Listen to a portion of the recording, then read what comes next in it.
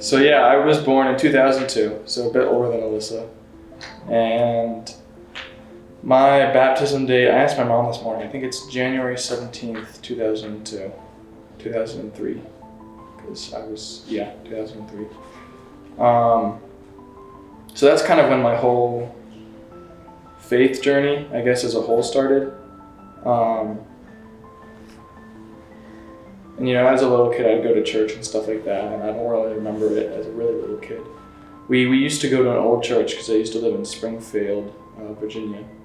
So it was this old Lutheran church there. And the one thing I remember about that, there's two things, was VBS, where I also met this mentor that I liked a lot. He was a funny guy. I don't remember his name or anything, but I just remember he was funny. And then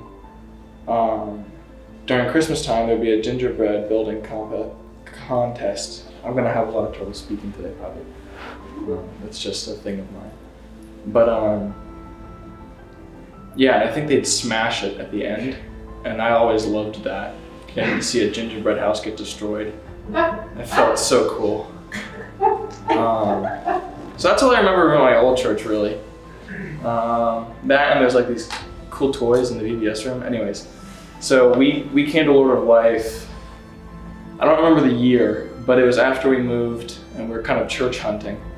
And our cousins and my aunt and uncle suggested this place, which is where they went. So we came, checked it out. We liked it a lot. My parents liked it a lot. I don't remember it the first time I came here. And then shortly after, our family dipped on us and they moved out to Percival. So it was just kind of us here. And I didn't really know anyone. I remember people, I remember Alyssa and Adam when they were younger, and there's something about how they'd always say they were twins or something, so I thought you guys were twins for the longest time. And I was really confused when you weren't twins. I learned that in middle school. I'm like, wait, but, huh? So I thought you got held back or something. He would have gotten held back. Well, yeah, likely, but he was, anyways. But yeah, so I didn't really know many people. I remember I became friends with this guy named Gary, and we'd play foosball and stuff like that. He's pretty cool. I remember rising up through the years of Sunday school. And then I guess the first big thing that happened for me, I remember at this church, was definitely First Communion. I remember we got the little glass, and we got some nails and donkey fur, which was kind of weird, in a box. It's kind of cryptic. But that was our whole thing that we did for that. And there was this cool stone I got too from one of the milestones. And there was a prayer stone. I liked that a lot. I still have that, I think. And that's when I started collecting crosses, which was a bit weird too. But so that was the first big thing that happened here. And then middle school started, hated middle school, worst years of my life. But I did have confirmation, which was fun. That's where I met the Taylors primarily. I met Clara in confirmation, and I knew Jacob, knew of him from Boy Scouts, but I didn't really become friends with them until I was forced to be around them. That's usually how it goes for me. So confirmation started, and that was all fun and dandy. I remember there was a really comfy couch over there, and I would always really struggle to fall asleep, or not fall asleep during the lessons they taught us. I did good for the most part. I think there's a couple times I slipped up, but I remember fading in and out of it. That's still something I do. But anyways, so confirmation happened, and I got confirmed. I think my verse for confirmation was the suit of armor that was God oriented. I forget the exact verse, but it was there was something with the shield and the sword and the chest plate and Ephesians. Yes, thank you. So I have that hanging in my room too. That was big. And then I think middle school's around the time I started drumming for the church too. And that's when I started getting really more involved, is when I actually had friends here that I really liked. And that's kind of a bigger thing too for me in my entire faith life, is community. That's the biggest reason why I would come to church, and that's the biggest reason why I stay with church. It's just the community aspect of it, because that's where I've met most of my best friends, is this church. So just through various activities. But I started drumming for the church, which is really, really fun. I love drumming. I'd still love to do drumming if I could do that again. So I was with the band, and I remember Adam and I would switch off for that. And I'd help with VBS. I used to help with VBS at an old church in Arcola, which is where I went to preschool for my second year, because my first year was in Springfield. So preschool is around the time when I moved. But I remember helping out with VBS a lot there, and then I eventually helped out with VBS here. That might have been high school, maybe like, I think it might have been 8th grade, but kind of around that transition time. And I remember helping with Game Station, which was really fun. And I was just an assistant at the first year. Second year, they're like, hey, do you want to lead it? I'm like, yeah, it was so much fun. So I got to lead it, and I think, was that year, the Duckman year? Yeah, probably. So it was, I think, superhero themed, and I brought a duck whistle to get people's attention, because I thought weird sounds equal attention from small children. So I brought my duck whistle that I got from like Cabela's when I was a kid, and I dubbed myself Duckman as the superhero title, and it stuck. Well, which was perfect too, because I think the next year was like Whitewater Rapids or something like that. I'm like, oh, ducks are in the rapids, so that works. But it became a thing, and everyone tried to steal it and figure out who I really was and stuff like that. So that was good fun. But I love VBS. VBS was my favorite. I would plan days, weeks beforehand, all the games and stuff. I'd start looking at what materials I need. I'd start looking at what I think would be a better game than what the company already planned that would orient for the lesson. Because sometimes they'd have stupid games for like the lessons, and like that just doesn't make sense at all. But yeah, I did that for a few years. That was big. And then in high school, the biggest thing of my faith journey was definitely the mission trips. That kind of, like Alyssa was saying, it all just together on the mission trips. So, that's where I met a lot of my best friends too. That's where I got most included into the high school youth group, was that first mission trip. I still remember some of the things people said for the shoe games. Like I remember Kate was saying that she played volleyball, and I thought of going out because I too played volleyball at one point in my life, but I didn't, because that means I would have to be in the circle next because there's no one else that would go. But I remember that first mission trip was so much fun, and I absolutely loved it. And I asked Kenny towards the end, like, how do I become a student leader? Or can I become a student leader? And that's kind of when that whole started for me. So I did student leadership all 4 years of high school, which was a lot of fun. Probably some of the best fun I've had in a long time. And we get to plan events and stuff like that. And it doesn't sound all too fun on a base value. You get to plan events for elderly people. It's like, who wants to do that? But then you get to do it with these awesome people, and you get to go hear all these stories, and it feels like you actually accomplished something with your week or your couple months that you've been planning it. And it's just an incredible feeling. So those mission trips are super impactful. I remember my first mission trip was with Lucy and Paisley. They were the two kids that would come bring us popsicles on the work site when we were helping out with their grandmother's house. And I think I stayed in contact with them for a while, and Adam cried when we had to leave. That was pretty funny. But it was great. I absolutely loved the mission trips, and that was a huge component for me. That's what really kind of brought me into the church, I think. Because ever since then, I would try to make church every Sunday, and I wouldn't dread it as much as I did when I was a little kid. Because again, dressing up fancy was not my thing. So, but that was big. And then I guess my biggest struggle is, I want to say sophomore year is when I really lost touch with my faith.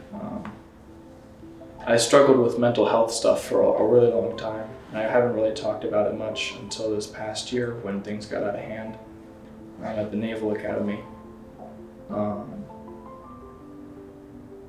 So it kind of made it difficult to really hear God's voice amongst everything. So I think sophomore year is when I really kind of lost touch with that.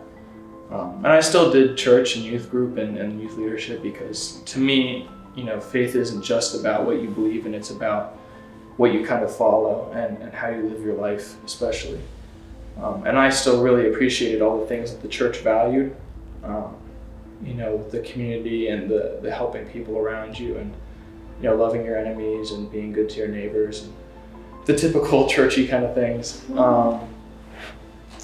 so I really valued those things still, and that's why I kept with it. And I really, I had all my best friends here and stuff like that. So it was really hard to leave at all. But I lost touch with the traditional aspect of, Jesus is our Savior and God is, out there and stuff like that. I really started questioning that, and I got kind of angry.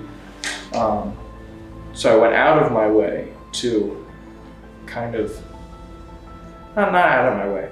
I would rebel more, I guess, against the idea of God. It was stupid because you think about it, if you're rebelling against God, you're acknowledging the existence. So it doesn't really make a whole lot of sense. But that's just sophomore year me. That's how it is. But I struggled a lot with that then, and I didn't really talk to many people about it either because I felt that that'd be kind of like weird if I'm a youth leader and I'm struggling with faith. But I remember talking with Kenny on one of the mission trips when we all had to talk about our faith stories. And I kind of came to him like teary-eyed, I'm like, I don't know what mine is.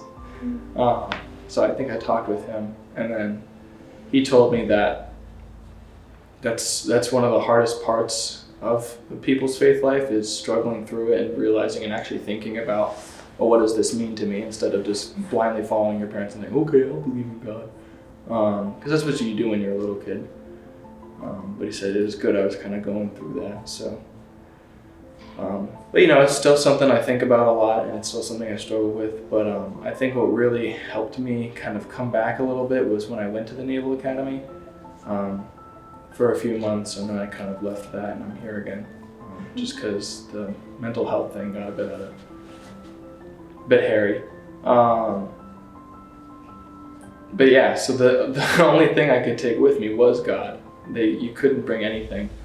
So I actually have it on too. I got this pendant for graduating high school, I think. Yeah, it's a St. Christopher, and we're not Catholics, so I don't really know the saints very well, but he's the saint of navigation, I think. Mm-hmm. And that was from our Catholic family friends. So I brought that with me because you could bring religious medallion or pendant. So I took that with me and I kept that, and that's really the only thing I could bring, so I held on to that a lot. I even lost it in the walls at one point. It was a funny place. There was rats that would crawl above the ceiling at night. I named them Remy. Justly. There was mice. People stepped on mouse traps. It was really cool. So this got lost in the wall somewhere. I was like, oh, it's gone forever. But they got it back for me, so I was really happy with that. I appreciated my plebe summer, I guess, detailers for that. But yeah, so it was really difficult, but that's really all I could hold on to was my faith at the academy for that first couple months there. I didn't have home, I didn't have anything. It was just kind of a scary new environment where you get screamed at all the time. So getting to hold on to something was really important for me. So I kept that. I even drew a picture of the church and I put it on my wall. That in my home. But that's what kind of brought it all back for me, I guess. I still struggle with my faith a fair amount, just because it is hard to hear God's voice when, you're struggling. Alyssa went through that too, so she gets it. But it is difficult. So I'm just keep holding on. I keep holding on to the idea of community at the church. I keep holding on to kind of the aspects and the doctrine that the church teaches us, and I keep holding on to the idea that none of us really know what's out there. If there can be antimatter and dark matter, why can't there be a God? So that's kind of what I think now, is just we don't understand so much of our universe or our solar system even. We know less about the oceans than we do like the moon or the galaxy, I guess, or something like that. So it's just incredible to think how much we don't know. So there's, it's completely possible there's a God. And that's why I keep kind of believing and keep moving on. There's that community aspect, the doctrine, and then we just don't know what's out there. So I'd like to believe that there is someone watching over us and is, benevolent and loves us all. Can I see that fully yet? No, not really, but I'm working towards it. So that's kind of my faith life. I guess. Can I ask Alyssa the same thing? Is there a moment or multiple moments where you experienced the Holy and really feel God's presence that helped you in your faith journey? Definitely the mission trips too, like Alyssa was saying. Those were huge. I remember my parents were a little sad when I got home the first time. They're like, "Oh, how was it? Are you happy to be home?" I'm like, "No, take me back." Like, they wanted to see me after a week. I'm like, "No, I don't want to see you. Go away. I want to go back to that." So they were kind of like, "Okay, fine." Jeez. But the mission trips were huge for me. That, and I guess thinking about it now, I haven't thought about this a lot this way, but Yellowstone, just the beauty of Yellowstone and kind of that natural presence was really important for me too. I absolutely love Yellowstone. If I could live anywhere, it'd be Yellowstone. But just being out there and seeing, these wide tracts of land and all these animals around, it was really cool. So that was kind of breathtaking, and it felt like a holy moment. I didn't associate a lot of God with it at the time, but thinking about it now, it's kind of, it's definitely an impactful moment for me that can tie into my faith. So, Listen, what is it about the mission trip that was so special? Getting to work with your friends. Actually, too, not having to think about anything else but what you were doing. Because in life, we're all caught up on these little things that don't really matter at the end of the day. Whether it's, oh, I have homework due tomorrow, or I gotta drive my sister to school this morning, or stuff like that. My sister doesn't matter. No, that came out wrong. But these little things. We're glad you said that on camera. Yes, exactly. If you're listening, I mean, you don't matter. But there's all these little things, and when you're on the mission trip, there's only the mission trip. There's not like, I have to go get groceries. I don't know why I said that. I don't have to ever get groceries, really. That's usually my parents. But just these things that people, I guess, deal with all the day, all the time. You don't have to worry about on the mission trip. Coming from my position back then, I'm sure the adults on the mission trip have to worry about those things.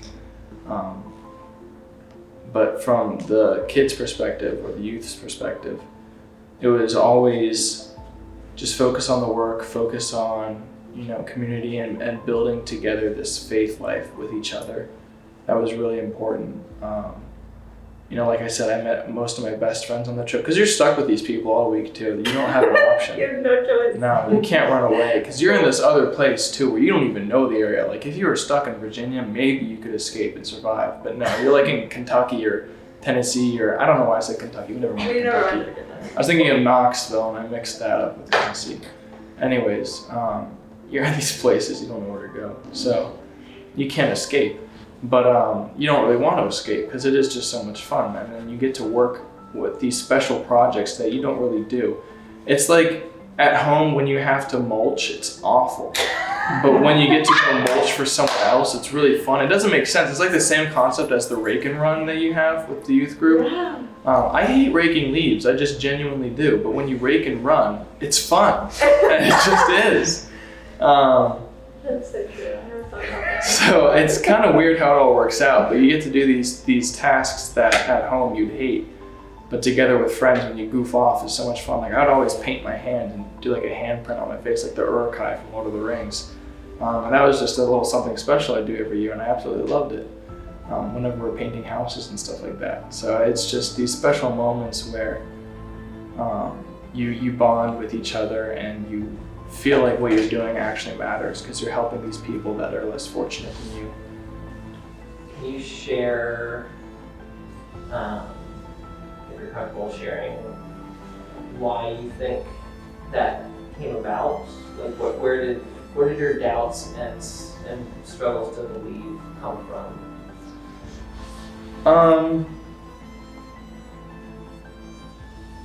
I guess similar to Alyssa, it was the idea that I don't know why this is happening.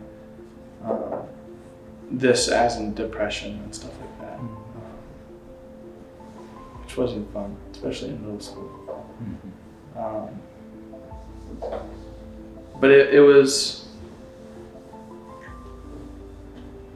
just hard to hear God's voice, honestly, out of all the things that were buzzing around my head. It didn't seem like God was really there or he cared. Honestly, I became more afraid of God than I did loved or close to him. I always feared that he would punish me or hurt me or stuff like that if I messed up. And that just kind of became part of my, I guess, base, was that I didn't really experience all the love he had, but because I hated myself, I assumed he did too. And I started looking for those things to prove that. So it became kind of this, like, if there is a God and he hates me kind of thing. So I didn't really want to believe at all. And I was angry. I was really, really angry at all of that. So it was just like a separation, I guess, from my faith that arose from a separation from myself. I kind of got disconnected from everything. So I eventually just realized that I don't know, it seemed silly. It just seemed like I was blindly following things when I was younger. I'm like, well, now I have to make decisions for myself, and I don't really know if this is something I fully believe in. So I struggled a lot with that for sure. Maybe now I'm here today, and I still kept with it because, again, it was that community aspect. But it was, yeah, I guess just kind of it arose out of thinking too much, which I do a lot. I guess it's not something I wish I would have known. It's more something I wish I would have done earlier. Is start thinking about things for yourself.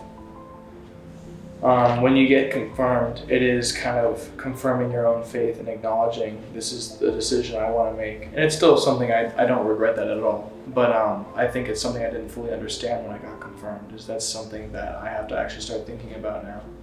So I think the more you think about the hard questions early on, the easier it's going to be for you, because then you'll have more time to think about it.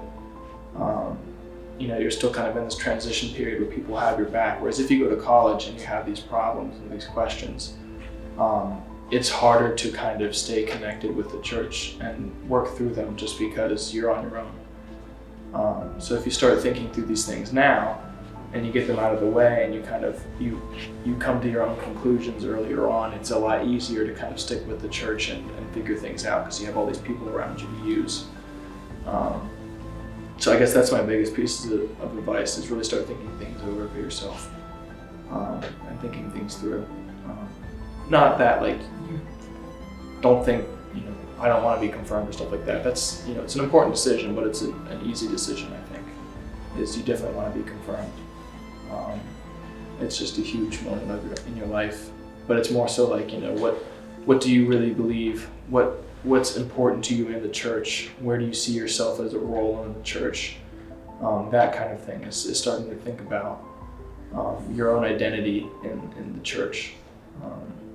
It's really important, I think. So that's my advice to you guys.